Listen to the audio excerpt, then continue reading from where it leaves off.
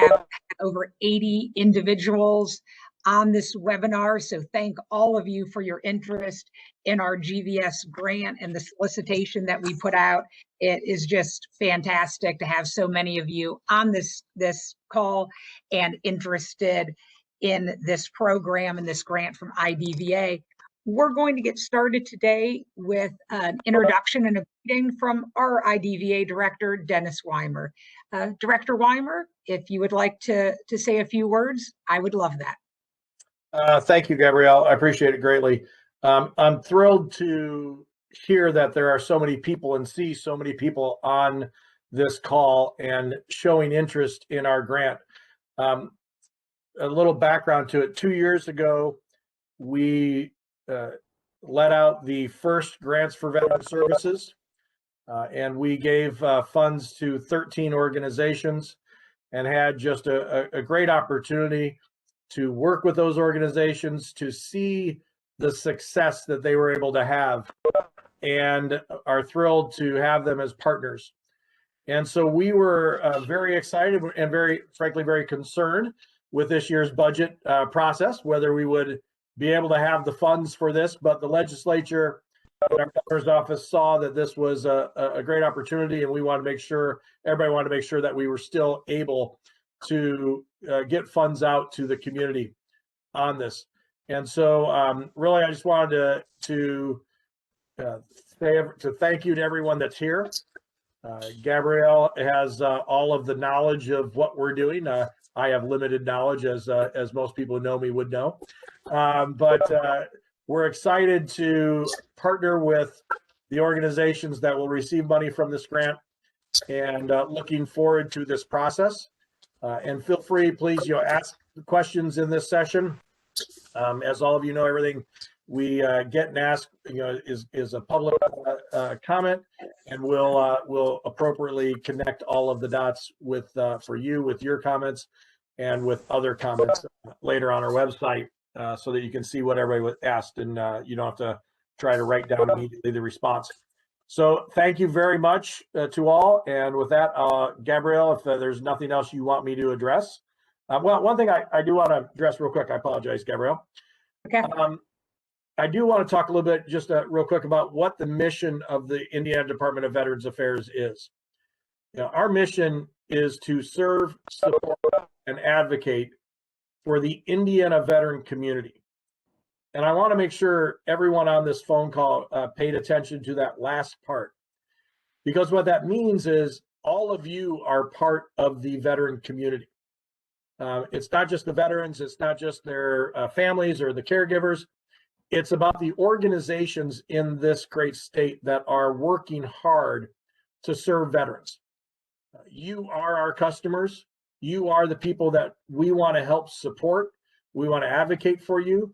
We want to be good connectors with you. And that is a critical piece of what our mission is at the Department of Veterans Affairs. So with that, if we've got 80 people on the phone, there's no way we'll be able to fund 80 grants. So I apologize for that up front.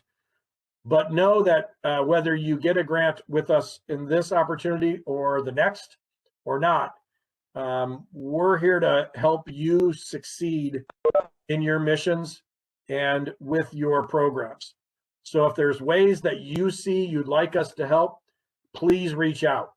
We want to know those opportunities. We want to be a part of those opportunities.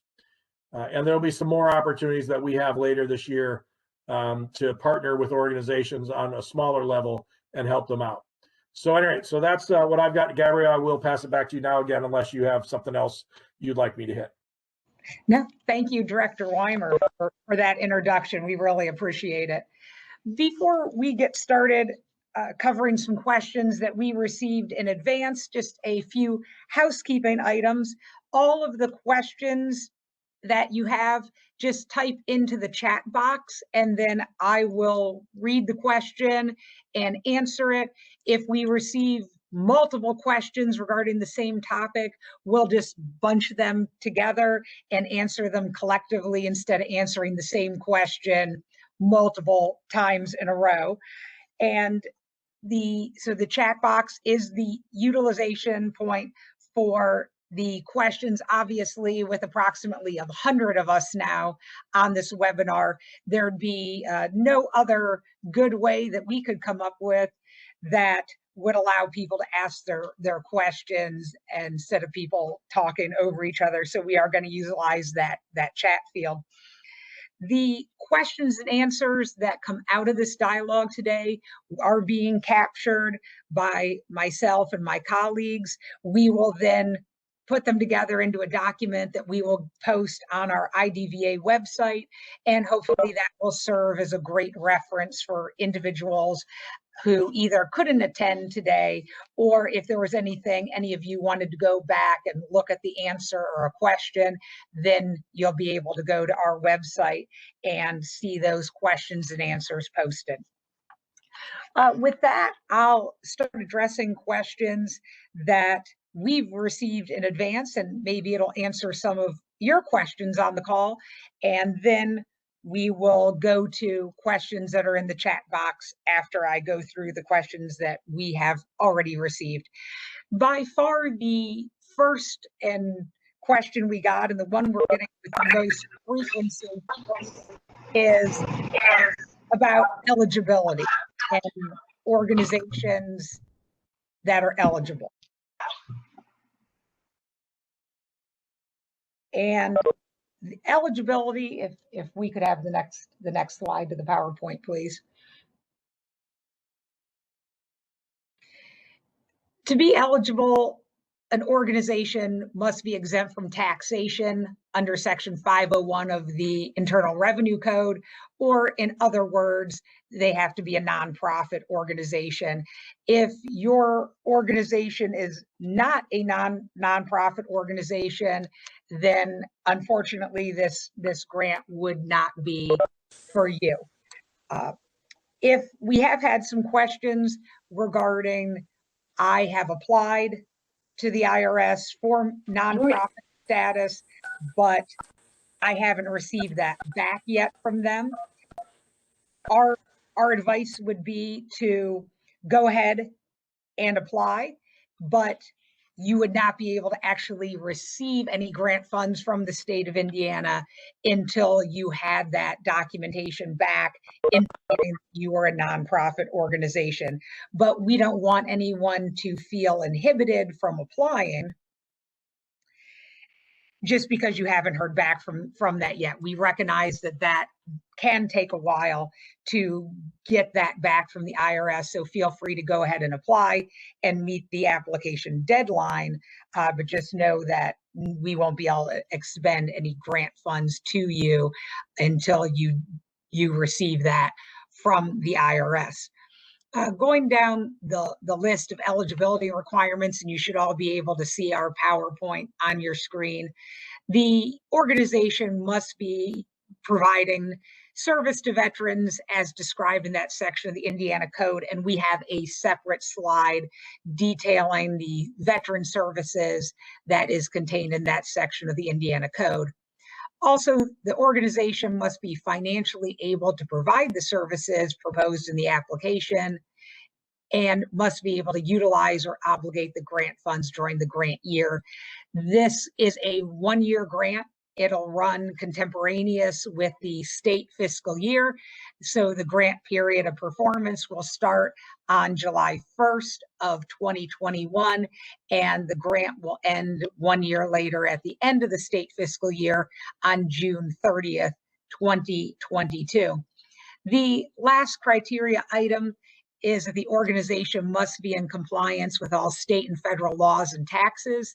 As part of the grant approval process, each organization does get checked to make sure that they are current and compliant with the Department of Revenue and the Department of Workforce Development. If any organization is not compliant with either of those organizations, then we cannot expend any grant funds to that organization. Also checked is the Indiana Secretary of State, and you must be registered with the Indiana Secretary of State in order to receive grant funds from this grant. And all of the information contained in the slides is pulled directly from the solicitation. So any of you that have the solicitation in front of you would be able to see the same information contained in the solicitation. The next most frequent question that we got is, what veterans can be served? And again, this is pulled from the solicitation, and it is on specifically page 6 of the solicitation. And the veteran receiving services must reside in the state of Indiana. The veteran receiving services must have been in any branch of the United States Armed Forces, its reserves, or the National Guard or the Indiana National Guard. And the veteran receiving services must not have received a dishonorable discharge, as evidenced either by their DD-214 or their NGB-22 issued from the National Guard Bureau, or any other official record evidencing discharge issued by the United States Department of Defense. We particularly like this last split because it allows our program to be more expansive than other grant programs that we're familiar with that only allow service to be to veterans who received one of the honorable discharges. So this is able to encompass a larger number of veterans. We're also aware that there are federal programs that administer grants, and those grants are restricted to veterans who served in the United States Armed Forces. And we love the fact that our grant is able to be expansive and also include the National Guard and the Indiana National Guard. The next slide will be about purpose, or in other words, what service to veterans can the grant funds be used for? And again, this is pulled from the solicitation and again is on page 6 of the solicitation. So grants for veteran services may be utilized for the purpose of providing services to veterans, including the following items. The first few regard homelessness, preventing near-term homelessness, and providing safe and secure living conditions, assisting veterans in moving from public housing assistance programs to home ownership or stable long-term rental status. The Indiana Code sets forth that rental assistance may be up to a 9-month period. Then we get into purpose areas that could move away from homelessness and living. And it says assisting veterans in finding and using available federal and state resources. This could be everything from benefits from the VA, from federal VA, but it could be any of the host of state benefits that we provide here at IDVA. Providing therapeutic services is also in the statutorily enumerated list of veteran services that would be eligible for the grant. And that could include mental health services, but also more cutting edge therapeutic services such as equine therapy, pet therapy could also be encompassed in therapeutic services as well. The last is providing job training or job search assistance. I know from our previous grant from this program that COVID wreaked havoc with a lot of job training opportunities that grantees were doing. Hopefully, and I'm sure we all agree, hopefully COVID is becoming more and more a thing of our past, and more of those job training and job search assistance programs will be able to develop as we see COVID coming under control.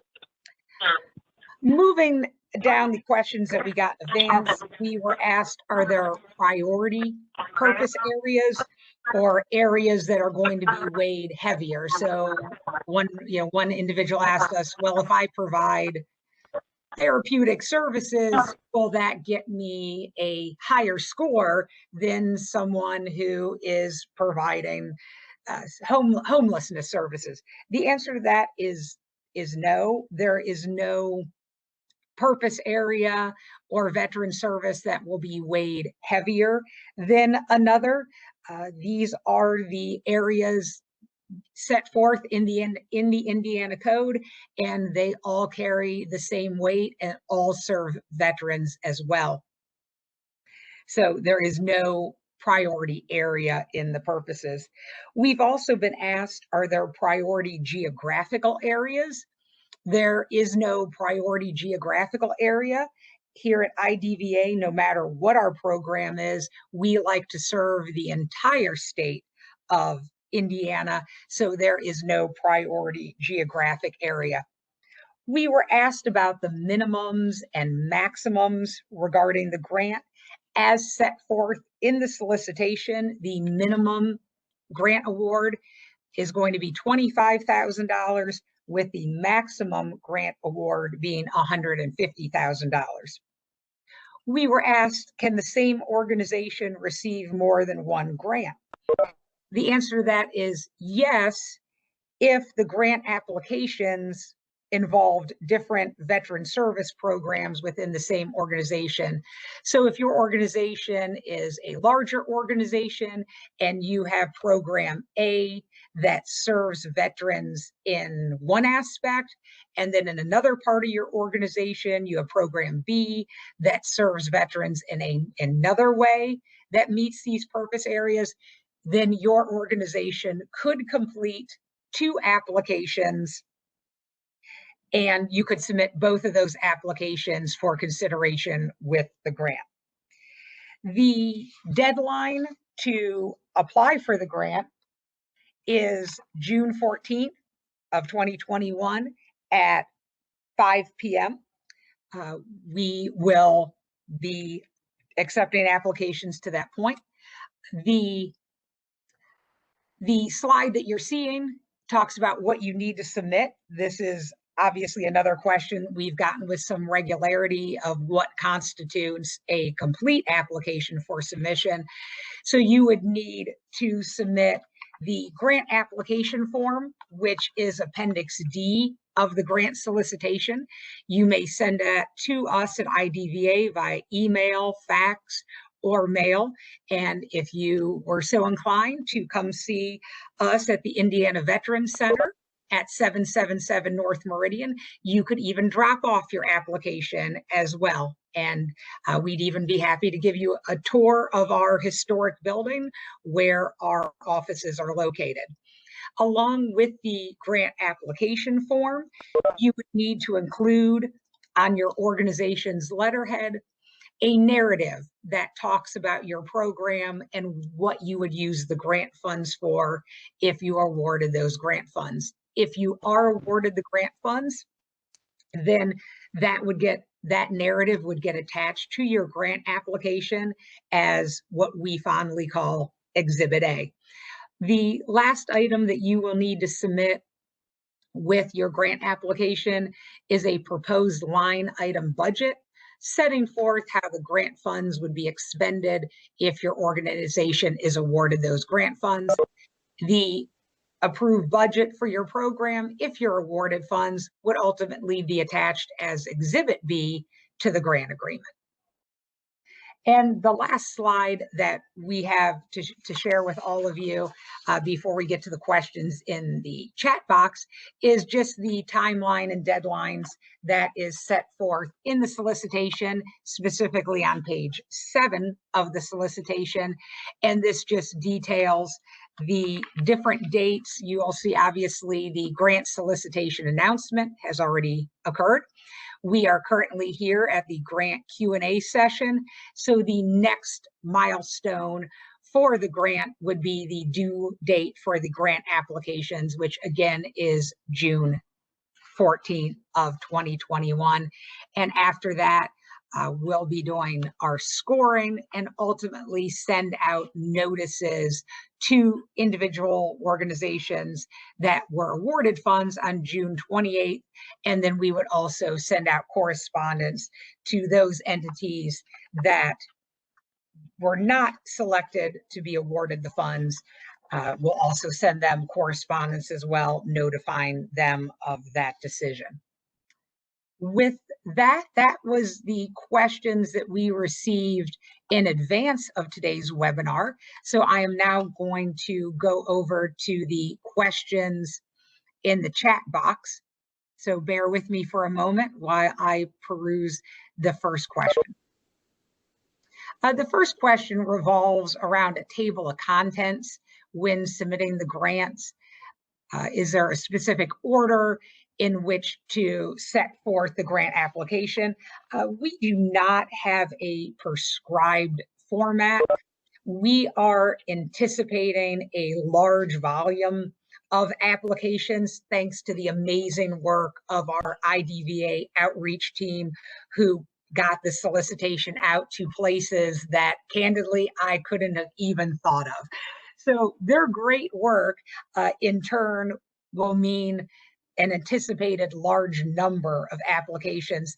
So anything that you could do with your application to make it easier for us to understand, to digest, especially if it is a long application, which again, we have absolutely no problem reading a long application, but if it would be helpful to us, if you believe it would be helpful to us to set forth a table of contents, absolutely, we welcome that, but we do not have a prescribed format by which the grant application needs to come in.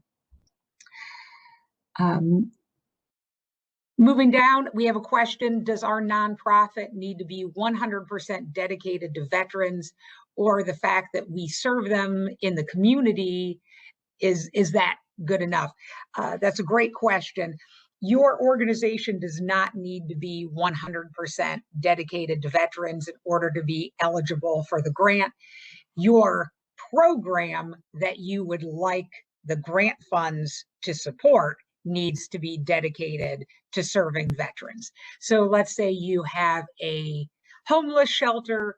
Not everyone in the homeless shelter needs to be a veteran. You just need to have a portion of your shelter for veterans and a program for veterans, but not your 100% of your operation. Will the presentation be sent out to everyone via email? The answer to that is not what we plan to do, because the slides are merely pulled from the solicitation. So the slides, since they're pulled from the solicitation, the slides are merely duplicate information of what's in the solicitation, and all of the information contained on the PowerPoint slides is contained on page 6 of the application, and then the slide with the dates is page 7 of the solicitation. So if anyone is looking for the solicitation, it can be easily found at our IDVA website, and it's got a link right on the front page of our website to the solicitation, which will give you all that same information. And then, as I stated at the beginning, the questions and answers discussed in this webinar, those will then also be posted to our website. So between the questions and answers and the solicitation, you will have all the available information that you need that has been discussed in this webinar. We have a question: what is a vendor and bidder number on the application? Great question. In order to be a grantee or a contractor for the state of Indiana, you need to have a vendor number and a bidder number. These things are both administered by our Indiana Department of Administration, and it is a very painless process to obtain these things. Back when we did our first grants, I actually pretended that I was getting a bidder number and a vendor number on the IDO website to get from going on the website to all the way where I could have hit submit, which obviously I did not, because I didn't really have a company to register, it took me about 2 minutes. So the IDOA website is the home for those things. What I will do is I will ask our IDVA outreach division to add a link to the IDOA website where you can register for that information. I will ask them to link that to our website to make it even more streamlined for any applicant who needs to obtain those 2 items. And again, those are required by the state of Indiana. No grantee or contractor can be paid if they do not have those 2 items, because they are critical items to input into the electronic system for payment. Moving down, we have a question regarding eligibility. This individual is not sure if their organization qualifies for one of the grants. The organization provides a free 1-day trip to DC for veterans to be honored. Each of our trips cost about $100,000 and includes roughly 85 veterans. They are a nonprofit, and they do provide services to veterans, but not sure if it qualifies for the grant.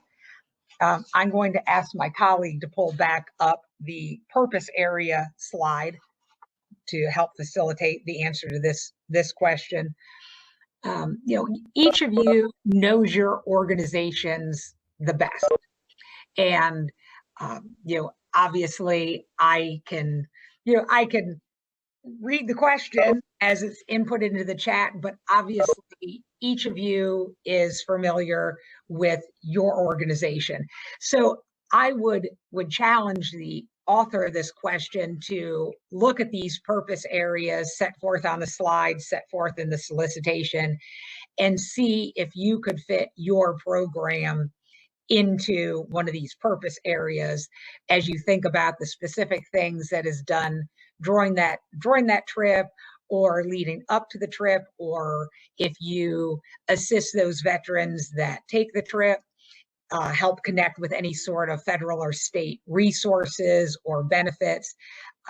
So I would ask that you ask yourself if you can fit into one of these purpose areas. Okay. We had a question about that you cannot have received a dishonorable discharge, and are we not using VA's language, meaning veterans who receive OTH or bad conduct discharges. The language set forth in our rule that governs this grant program is that you could not have received a dishonorable discharge. So that would mean that you could serve with these grant funds. Those get OTHs or other than honorable discharge, or bad conduct discharges would also be eligible to be served with this grant. And we recognize that does make our program unique. And we have had a lot of feedback, great feedback from grantees that we have currently, that they have been able to serve veterans with our grant that they were otherwise unavailable to serve with other grant funds. And we think that is just fantastic. I have a question about what about U.S. Army reserves or other reserve personnel? They have different forms when they are released from the military after service. Will you be opening up services to them under this grant? I'm going to answer the question as I understand it, but if I do not answer your question adequately, please feel free to post a new question in the chat. And as I move down the chat questions, I will be happy to answer that and clarify anything if I misspeak. The definition of an eligible veteran does include reserves, and also includes the National Guard and the Indiana National Guard. Regarding the different types of documentation those veterans receive, it could either be a DD-214, the NGB-22 issued by the National Guard Bureau, or any other official discharge papers from the United States Department of Defense. Just whatever that official discharge documentation is, we would be happy to utilize that. Those are the ones that we are familiar with, the DD 214 and the National Guard Bureau Form 22. But if there is other documentation out there from the Department of Defense, that would be absolutely acceptable as well. We have a question regarding mental health services.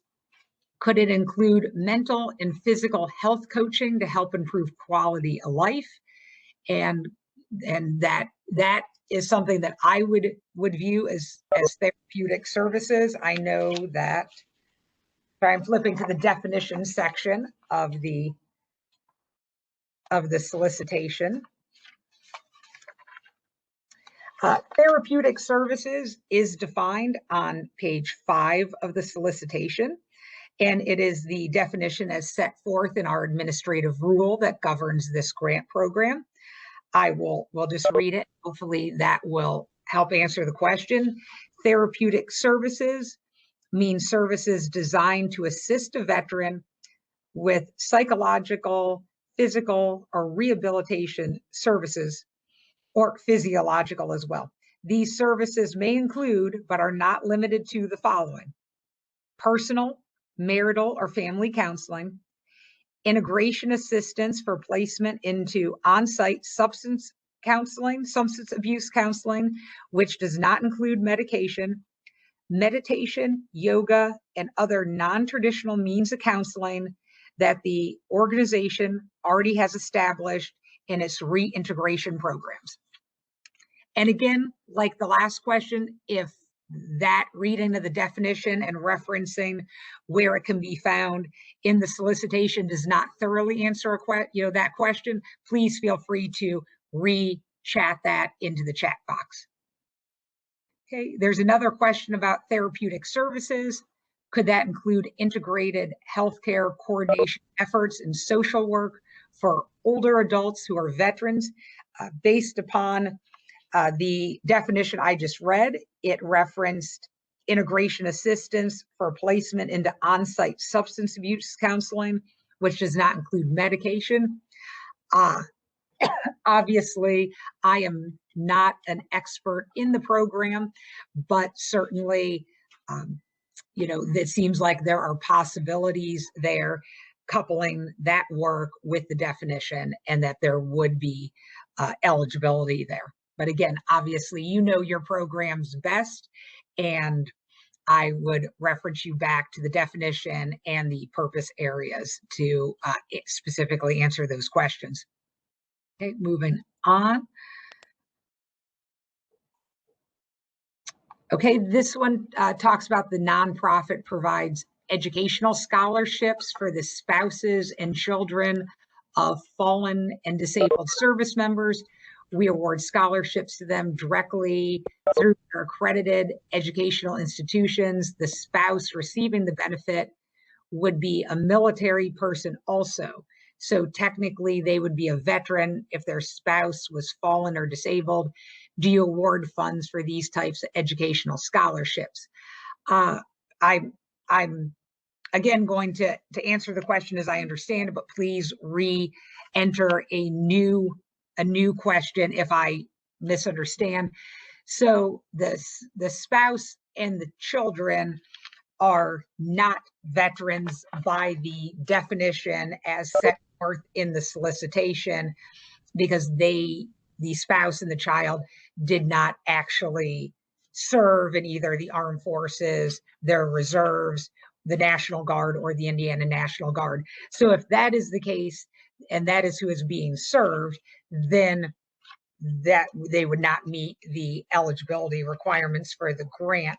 I will say that we here at IDVA run a state benefit program called the Tuition and Fee Exemption Program that is for children of disabled veterans, and the veteran does not have to be alive to be eligible for the benefit. and it's something that there is available information on our IDVA website about that. The program could pay up to 100% of that child's tuition and fees at an Indiana State University. And therefore, it is obviously a great program that we are very proud of here at IDVA. And so I would direct you to look at our IDVA website, that some of the individuals that you're awarding scholarships to might actually be able to be served by our tuition and fee exemption program here at the department. The same program, the tuition and fee exemption program, also does serve some veterans directly, such as veterans who have received a Purple Heart are also eligible individuals under that program. So I would say that for any of you who do work with educational scholarships, that you take a look at the tuition and fee exemption program that we have here at IDVA and see if any of the individual applicants you have could be served by our tuition and fee exemption program. And that would then allow you to use other monies that you give out as scholarships for individuals that don't qualify for our program.